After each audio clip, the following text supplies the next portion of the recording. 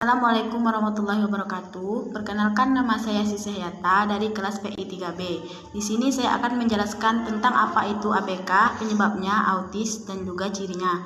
Untuk memenuhi tugas UTS yaitu anak berkebutuhan khusus.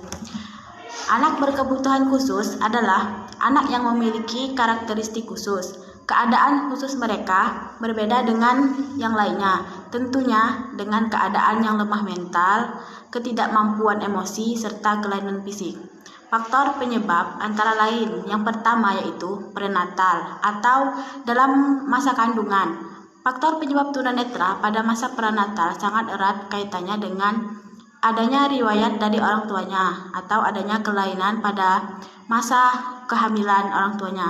Beberapa faktor penyebab tunanetra pada masa prenatal yaitu keturunan pernikahan dengan sesama tunanetra dapat menghasilkan anak dengan kekurangan yang sama yaitu tunanetra. Selain dari pernikahan, tunanetra juga akan mendapatkan anak tunanetra yang kedua yaitu faktor natal, merupakan masa pada saat bayi dilahirkan. Beberapa faktor penyebab tunanetra pada masa natal yaitu kerusakan pada mata, saraf pada waktu persalinan ibu mengalami penyakit gonorrhea sehingga basil atau akhirnya bayi yang lahir akan mengalami sakit dan berakibat hilangnya daya penglihatan.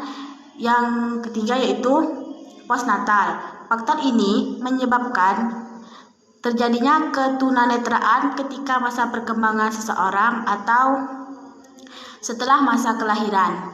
Penyebabnya yaitu mengalami penyakit mata yang menyebabkan ketunanetraan. Misalnya contohnya seperti katarak. Nah, selanjutnya yang akan saya jelaskan ada autis.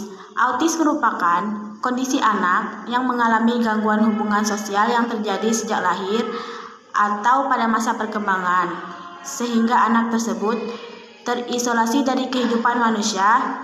Gangguan autis didefinisikan sebagai gangguan perkembangan dengan ciri utama yaitu gangguan interaksi sosial, gangguan pada komunikasi dan keterbatasan minat, serta kemampuan imajinasi yang gejalanya mulai tampak sebelum anak berusia 3 tahun.